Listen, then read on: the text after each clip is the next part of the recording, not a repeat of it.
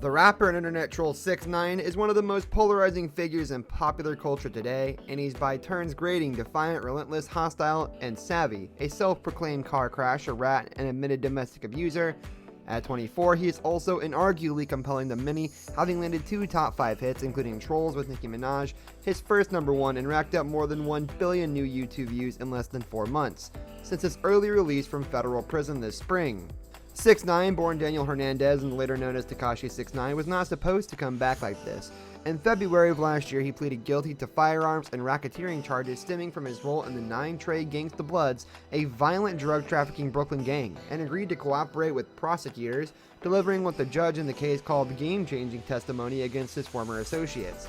The legal maneuvering probably saved him decades behind bars. He was sentenced to 2 years, including the 13 months he'd already served, but it also put his life and rap career in jeopardy, undermining the exaggerated gangster persona he had so carefully cultivated and leaving him labeled a poser and a snitch.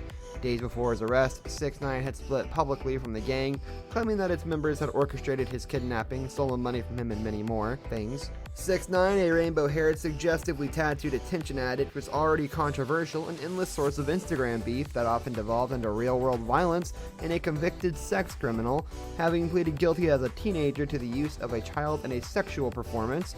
Then he repeatedly doubled down on his villain status. He released an album that is called Tattletales via the independent distributor Create Music Group. Though 6ix9ine remains connected to his first label, 10K Projects, but the rapper has also re-entered the world at a moment of life or death upheaval for many. From the coronavirus to the Black Lives Matter protests, leading some to wonder how long it will be before his antics finally curdle, if they haven't already. Last year, animated by a large, light, and sweet McDonald's coffee, 6ix9ine sat down for his first post-prison interview at a Manhattan hotel to answer for everything, alternating between remorse and whataboutisms. He could be forthcoming and straightforward, but also slippery, refusing any suggestion that he might tone down the chaos. "How would you feel if I go out there on the edge and jump off that building and kill myself?" 6ix9ine asked. "That's what society wants me to do." Instead, he planned to just keep dominating, he said. Now 6ix9ine had an altercation with Meek Mill, and according to reports, 6ix9ine and Meek nearly came to blows in a parking garage on Valentine's Day weekend.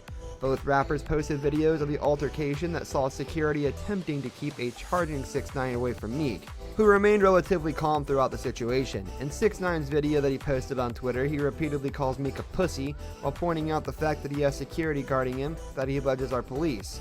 In Meek's video, someone repeatedly calls 6ix9ine a bitch, while the rapper is busy recording his own video. After the footage got out, Meek hopped on Twitter to explain his side of the story. "The feds sent him to take me out," he wrote. "He really waited outside the club for me. I thought I was dreaming." He also alleged that he spat on 6ix9ine in a now-deleted Instagram post. Later on, Meek gave some more details about the situation, claiming that the 6ix9ine surprised him. "We did not run into each other. I was getting in my car and he popped out. We almost was smoking on that 6ix9ine pack for the love of a viral moment. He trying to get something locked up. No cap. LOL." Tekashi 6ix9ine performed before a live audience for the first time since his release from prison, but it was abruptly cut short. Tekashi headlined a concert on a Friday night at the Tier nightclub in Orlando, and as he performed Gooba, he jumped into the crowd from the VIP balcony. The crowd was loving it, but according to a fan who was there, Tekashi got pissed when someone knocked his hat off and others started messing with the chains around his neck. He told everyone to chill out, but according to the fan, one of his chains fell to the ground and his security scooped it up. The show abruptly ended. Tekashi's lawyer, Lance Lazaro, tells TMZ Tekashi was happy with the show that 6ix9ine did not lose any of his prized jewelry. What's remarkable is that Tekashi felt emboldened to hurl himself into the crowd, given the trial where he turned on 7 gang members and got a plea deal for his cooperation. Lazaro says 6ix9ine isn't worried about a thing, and if anything were to happen, he's confident his security would handle it.